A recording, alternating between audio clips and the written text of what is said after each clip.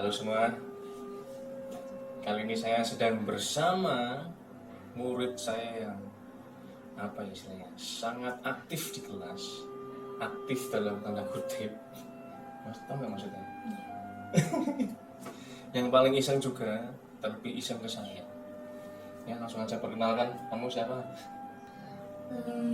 Nama saya Miti Jandatan Rizky, biasa dipanggil Jojo. Ya, biasa dipanggil Jojo. Jadi sekarang saya sedang berada di rumah anak ini dan karena hari ini hari Kamis ya, hari Kamis dan kan harusnya kita sekolah, tapi karena corona, nama lain corona apa? COVID-19. COVID-19. Jadi akhirnya semua aktivitas di sekolah diberlakukan di rumah. Nah, saya mengunjungi ke rumah murid saya ini dalam rangka membuat pembelajaran online. Materi IPS. Materinya tentang usaha perseorangan dan Kelompok. Oke, Jo. Pertanyaan buat kamu, Jo. Perseorangan itu apa? Kelompok itu apa? Perseorangan itu sendiri, kelompok itu bersama. Oke, perseorangan itu sendiri, kelompok itu bersama. bersama. Nomor satu. Kita review materi yang minggu lalu, subtema 1. Oh, lalu. Bus, terlalu jauh saudara. Subtema 1, tema 8 kemarin belajar tentang kegiatan ekonomi. Itu ada 8. Ayo Jo, apa aja Jo yang kamu ingat? Perindustrian, Perindustrian, perhutanan, perhutanan, pertambangan, perikanan, perikanan, jasa, perdagangan, perkebunan, perkebunan, masih 2 lagi nih. Banyak ya. pertambangan, Pertambangan, terakhir apa ya? Pertanian, pertanian dulu. pertanian, pas 8. Dari kegiatan ekonomi yang kamu ketahui, nah, jenis usaha apa yang kamu ketahui, terus apa hasil dari jenis usaha tersebut dan manfaatnya. Apa ya? Ambil satu contoh aja lah, nggak usah banyak-banyak. Jenis usaha apa misalnya? Pertambangan, Pertambangan apa dulu nih? Banyak. emas, Pertambangan emas, berarti yang dihasilkan itu apa? Pertambangan emas yang dihasilkan apa? emas, Emas, yang dihasilkan emas. Terus manfaatnya untuk tas, hebat sekali, ada tas dari emas cincin, ya. Mungkin ada ya tas dari emas ya. Oke, cincin, terus anting, gelang, macam-macam lah ya. Kalau untuk cowok apa? Ada nggak emas? Ya lanjut cuy, lanjut. Jenis usaha tadi ada 2 ya, perseorangan dan kelompok. kelompok. Baca cuy. Yang perseorangan itu gimana? Dikelola perseorangan, Oke, dikelola perseorangan. modal terbatas, Modal terbatas. barang terbatas, Jenis barang terbatas. keuntungan dapat dinikmati sendiri, Keuntungan dapat dinikmati sendiri. dapat dikembangkan sesuai keinginan pemilik. Dapat dikembangkan sesuai keinginan pemilik. Itu. Oke, itu tadi ciri dari perseorangan. Tapi contoh konkretnya apa nih, Jo? Penjual buah kelapa, Penjual buah kelapa. Oke. Kita telah ya, penjual buah kelapa berarti dikelola sendiri. Artinya mungkin dia orangnya punya kelapa. Punya pohon kelapa. Pohon kelapa, terus hasilnya buah kelapa. Lalu buah kelapa itu sebagai bentuk modal dia. Modal dia terus dijual. Dan jenis barangnya ya cuma itu toh, karena pohonnya dikit ya pasti terbatas gitu kan. Buah kelapanya terbatas. Lalu dari jualan kelapa itu dia kan dapat untung tuh. Ada yang beli, entah nanti kelapanya mau dijual dalam bentuk apa. Terus dapat untung, ya untungnya untuk sendiri karena yang jualan dia gitu. Terus dapat dikembangkan sesuai keinginan pemilik itu tadi. Tadinya jual kelapa cuma untuk diminum. Ternyata masih ada sisa-sisa kelapanya tuh. Bisa untuk dibelah jadi 2 untuk buat gampang-gampangan. Terus yang kelompok apa, Jun? Dikelola bersama. Dikelola bersama atau Dimiliki dimiliki lebih dari satu orang. Terus Modal lebih besar. modalnya besar, Jenis barang beragam. jenis barang beragam, Keuntungannya dibagi. keuntungannya dibagi, Dikembangkan atas kesepakatan bersama. dikembangkan atas kesepakatan bersama. Tidak usah jauh-jauh contohnya. Tujuan saya ke rumahmu karena kamu juga orang tuamu juga salah satu yang mengembangkan jenis usaha kelompok apa namanya? Besi. Toko besi. Karsa. Toko besi. Toko besi apa? Karsa. Tidak usah promosi. Ya nanti saya kasih di sini tokonya yang pada datang. Tokonya toko apa? Besi ya. Besi. Toko Karsa. besi apa lagi? Kayaknya nggak cuma besi. Cat, cat ada. Ada. Kayu, ada kayu. Kayu nggak ada paku. Paku, gendang. Gendeng nggak ada. Kloset Batu bata, nggak ada. Semen. konblok, posman ada. Ada. Cetoknya, cetok untuk nyemen kan ada semen, harusnya ada alatnya. Ada. Sekop. Ada. Oh, ada berarti lengkap. Kuas ada. Kita telah tempat usahanya orang tuanya Cucu. Yang punya siapa? Saya. Bu, tapi dikembangkan bersama Sama. satu keluarga gitu ya. Iya. Maksudnya ibumu, ayahmu, terus mungkin nanti generasimu yang dikembangkan bersama. Aku juga bantu Nah ini Jojo ikut bantuin apa? menjual. Oh, maksudnya kamu jaga tokonya terus dijual. Iya. Terus modalnya besar, ya toh? Tidak mungkin modal 1 juta bisa bangun toko besi. Logikanya gitu kan? Kurang 1 juta bangun toko besi cuma bisa beli pakunya. Enggak juga. Cat. Beli. Mungkin bisa bikin toko tapi isinya cuma 3 cat sama 1 kilogram paku misalnya. Bukan toko besi loh, Mbak. Bukan warung ya. Jatuhnya warung. Modalnya besar karena tadi isinya macam-macam kan. Ada besi, ada semen, pasti harganya juga tidak hanya puluhan ribu, pasti puluhan juta atau ratusan juta. Terus jenis barang beragam tadi ya, ada macam-macam, ada paku besi, Cat, kuas. ada cat, ada kuasnya, Besi. ada besi disebut lagi, semua aja besi. Terus keuntungannya dibagi, maksudnya dibagi gimana? Karena orang tuamu membangun, kan tidak mungkin dia kerja sendiri, kan ada yang beli butuh besi, maka besinya sendiri, pasti butuh karyawan, ya. Butuh karyawan, ya masa karyawannya tidak dikasih uang, pasti dikasih. Dulu kan minum sini. Oh minum sini. Ada dari 13 tahun sampai sekarang. Tidak naik modal. Tadi yang gemuk di bawah itu. Oh iya kan. Tapi contoh lain keuntungan dibagi bisa jadi misalnya saya sama Jojo ingin mendirikan toko Mas. Cat. toko cat misalnya. Saya punya uang 100 juta, Jojo punya uang 200 juta. Kita bangun bareng dan keuntungannya ya nanti dibagi 2. Gitu.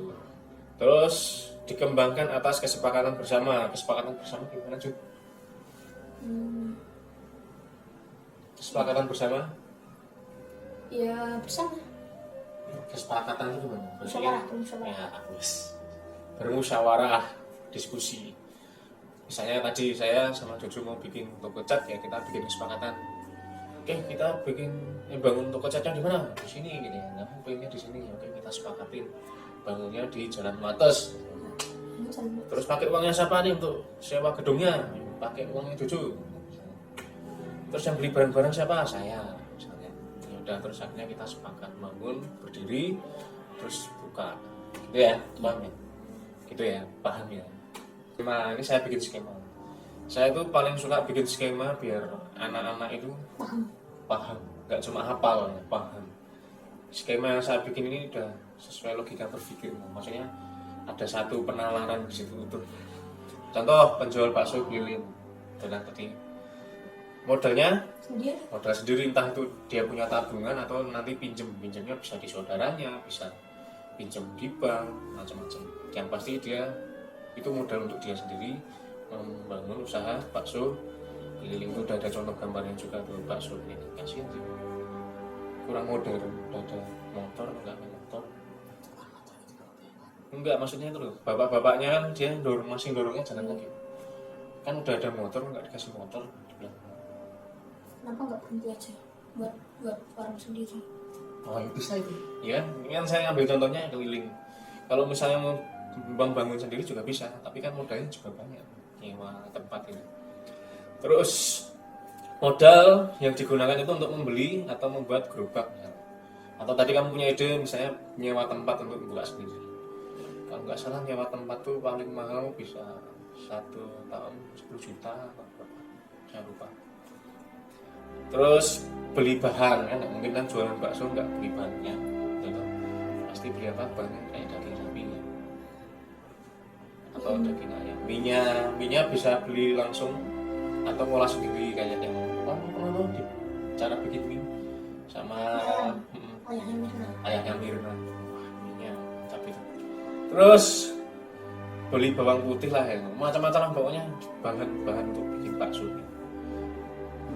Lalu semua kan dikemas dulu, terus dijual dulu. Terus biar dapat untung dia jualnya 10.000 per mangkok sampai malam atau sore habis, terus hitung dapat keuntungan gitu. Keuntungan itu berarti kalau secara matematika penjualan dikurangi pembelian. Terus keuntungannya dinikmati sendiri. Ya walaupun nggak murni sendiri kan. Masa misalnya dia udah berkeluarga nggak untuk anak-anaknya. Ya dalam artian keuntungannya itu buat keluarga. Gitu. Contoh lainnya ada usaha pertanian, gitu. warung kelontongan yang di dekat-dekat rumah kalian tuh loh. Warung-warung itu kan juga usaha sendiri. Jasa bengkel, guru privat itu juga industri rumah tangga kecil. Kayak tadi mungkin yang kamu mau nyebut gerabah. Tujuh. Baca. Contoh jenis usaha kelompok ada apa aja? Usaha milik negara, BUMN, firma, persekutuan komanditer, CV, perseroan terbatas, PT. Perseroan terbatas, PT. Terus koperasi. Oke. Nah ini masih banyak aja. Kita baca singkat aja. BUMN itu dikelola negara, terus modalnya juga dari negara. Contohnya banyak itu di gambar berada ya. Pertamina. Terus menterinya siapa itu? Ini harus tahu dong. Itu namanya Pak Erick Thohir, Menteri BUMN tahun ini. Maksudnya di periode keduanya Pak Jokowi. Ini keren orangnya. Pernah dengar tapi nggak tahu orangnya. Kamu kalau bisa ambillah besok masuk BUMN. Jangan bisa ya. Ya harus pintar dulu. Misalnya mau masuk mana tuh? Pilih tuh. Ada Pertamina, BNI, Telkom, Garuda Indonesia. Misalnya Pertamina berarti dia di bagian yang untuk minyak bumi. Itu nanti olahannya bisa berupa Pertalite, terus Pertamax, Bio dan lain-lain itu yang sedang dikembangkan oleh pemerintah. Sama kayak yang saya jelaskan di kelas itu, kerja di situ gajinya per bulan nggak main-main, tapi harus pintar itu tadi. Firma didirikan oleh 2 orang atau lebih yang sudah saling mengenal. Perkembangan menjadi tanggung jawab anggotanya. Contoh firma hukum. Oke. Sebetulnya ini agak susah ya. Saya itu mau nyari contohnya karena pertama kalau saya tuliskan di sini nanti dikiranya promosi. Jadi bentuk-bentuk firma itu hampir kayak PT sama CV. Jadi yang di depannya ada firmanya itu berarti bentuknya firma. Persekutuan Komanditer CV. Dikelola oleh beberapa orang. Terdiri dari anggota aktif dan pasif. Anggota aktif merupakan pemilik modal. Anggota pasif hanya menanam modal. Ini contoh CV ini kayak tempat saya dulu kerja, itu tempat penerbitan. Itu bentuknya juga masih CV, dalam artian dulu waktu didirikan ya si pemilik modal ini sebagai anggota aktifnya. Dan nanti selebihnya misalnya teman-temannya itu sebagai penanam modalnya. Oh, ini aku yang nyumbang mesin cetaknya. Sama halnya kita mau kerjasama bikin CV gitu tadi. CV apa tadi kita dirinya? CV cat lancar. Kayaknya terlalu kecil CV. Cat. Berarti kita yang ngolah cat ini, bukan yang penyalur catnya. Jadi kita bikin tempat merek cat sendiri gitu kan. Terus kita misalnya saya pemilik yang punya ide utama gitu kan. Saya punya modal 2 miliar misalnya untuk mendirikan pabrik catnya. Nanti Jojo sebagai anggota pasifnya yang menanam modal, entah bentuknya macam-macam, misalnya apa tadi, mesin untuk bikin kalengnya misalnya, atau modalin untuk membangun industrinya misalnya. Paham ya? Biasanya nanti bentuknya ada tulisannya CV apa, perseroan terbatas. Ini juga keren nih, termasuk perusahaan besar biasanya didirikan oleh dikelola oleh 2 orang atau lebih. Karena Modal dari penjualan saham. nah ini yang kerennya di situ. Terus Keuntungan diperoleh dari banyaknya saham. Keuntungannya diterima oleh pengelola dan pembeli saham. tahu saham? Ya. Saham itu bentuknya kayak lembaran kertas kan? Itu sebagai semacam nilai jual untuk suatu perusahaan. Misalnya kita ambil contoh PT PLN itu kemungkinan sahamnya besar. Jadi modelnya gitu. Suatu PT punya saham, ya kan? Terus kamu pemain saham misalnya, wah PLN bagus, saya main sahamnya PLN. Kamu beli misalnya berapa lembar saham.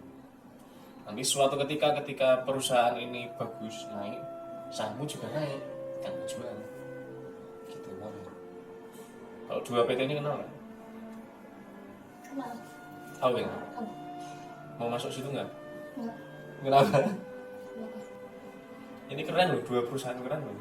PT PLN gajinya juga nggak main-main loh. Apa operasi tuh? Tahu. Di sekolah ada nggak? Ada. Apa? Yang dijual apa? Alat tulis. Alat tulis. Pensil, penghapus. Oke. Coba dibaca dulu. Koperasi itu gimana? Dikelola kelompok atas asas kekeluargaan. Oke, dikelola kelompok atas asas kekeluargaan. Modal berasal dari simpanan pokok, simpanan wajib para anggota, dan pinjaman dari anggota atau bank. Oke. Terus? Tujuannya untuk mewujudkan masyarakat yang adil, maju, dan makmur. Oke. Menjual kebutuhan sehari-hari seperti perlengkapan sekolah atau bahan pertanian. Oke, tadi sempat disinggung ya. Operasi di sekolah ada pak, jual alat tulis ya, pensil, pulpen, penggaris, buku gambar, buku tulis. Tujuannya apa nih? Ya untuk itu tadi. Kalau ini konteksnya masyarakat ya, kalau di sekolah konteksnya siswa nanti. Misalnya kalau di toko itu jual pensilnya 2.000, kalau di koperasi bisa lebih murah. 1.000. Jadi ya siswa yang nggak mampu bisa beli koperasi. Terus di situ ada simpanan wajib, simpanan pokok. Itu memang di koperasi kan terkait uang, kita bisa pinjam di situ. Tapi ya ada syarat-syaratnya. Tugas ya nanti kamu kerjain ya. Kalian tolong kerjakan ini. Buatlah skema berpikir seperti pada contoh usaha perseorangan menjual bakso keliling, namun kali ini untuk jenis usaha perseorangan yang ada di dekat rumah. Ini tuh yang paling penting. Ini ciri khas dari sekolah kita tentang refleksi bersama. Contoh kasusnya, bukan kasus sih, maksudnya begini. Kan kamu tahu ya Indonesia sedang dilanda wabah corona. Terus beberapa daerah sudah terkena wabah seperti Jakarta, Jawa Barat, Solo. Terus kita DIY itu juga sudah menyadari, waspada biar nggak terkena corona. Tapi kebijakannya pemerintah itu beda dengan yang di Jakarta, Jawa Barat, dan Solo. Mereka kan pada akhirnya memutuskan sudah kita bekerjanya bukan diliburkan tapi bekerjanya di rumah gitu. Mereka tetap kerja tapi di rumah. Kalau kita secara online seperti ini. Nah, alasan kenapa pemerintah kita itu tidak mengambil kebijakan untuk mengajak warga agar bekerja di rumah, maksudnya mereka tetap beraktivitas, karena pemerintah itu memikirkan nasib pedagang kecil yang ada di kota kita ini. Tuh, sudah saya kasih gambar pedagang kecil itu penjual ronde, terus penjual sayuran, di pasar kan banyak. Apalagi pasar gede, tahu ya? Pasar Beringharjo itu. Terus di sepanjang Malioboro itu juga banyak. Nah, dari hal di atas, coba refleksikan mengapa pemerintah memikirkan pedagang kecil yang ada di kota. Oke, namanya refleksi di lingkungan dulu. Oke. Itu. Kalau tidak berjualan nanti mau makan apa? Nah, gitu. Berarti refleksinya gitu ya. Kalau misalkan nanti pedagang kecil ini akhirnya juga tidak diperbolehkan bekerja, atau mentoknya yang lain nggak kerja, mereka jualan sendiri, yang mau beli siapa? Gitu kan? Pada di rumah, terus mereka mau makan apa? Mereka cuma jualan itu. Dan belum lagi mungkin siapa tahu mbah-mbahnya ini udah nggak berkeluarga, atau mungkin sendiri. Ya mungkin ada cucu-cucunya, mungkin cuma kita nggak tahu ya. Mereka orang mampu atau enggak. Lalu apa yang kamu pikirkan dan rasakan jika kamu ada di posisi pedagang kecil? Yang kamu rasain apa? Syukur. Wis, luar biasa. Bersyukur. Gimana bentuk syukurmu itu? Ya bersyukur. Kalau bisa kalau jual ya dapat uang. Ya, tapi uangnya dikit loh. Nah, itu tetap bersyukur, Pak. Oke, boleh. Alasannya cucu dia tetap jualan, bisa jadi pedagang kecil dan bersyukur. Lumayan lah dapat uang, bisa buat makan sehari itu ya. Nggak kelihatan cuma beli apa usaha. Terus ya ini namanya refleksi ya, kita tidak bisa. Yang terpenting itu kalau untuk saya refleksi itu dia mengembalikan ke dirinya sendiri. Dia bercermin dengan situasi yang ada. Oke, mungkin itu saja dari saya dan cucu. Jadi silakan nanti dipelajari ini, dihafalkan ya, karena saya yakin nanti PTS dan PAS. Kok PTS? PAS ya. Ya, nanti waktu penilaian kenaikan kelas mungkin hafalan akan ada terkait jenis usaha tadi. Cuma untuk saya nanti silakan ini diperdalam lagi untuk hal-hal yang sekiranya erat dengan kehidupan kalian nanti. Oke, terima kasih. Sampai jumpa di video pembelajaran selanjutnya dengan mungkin murid berbeda. Salam. Gimana salamnya sih? Gini, kayak bapak Indomaret. Selamat datang. Selamat datang di Indomaret. Biasanya pakai teng gitu, Pak.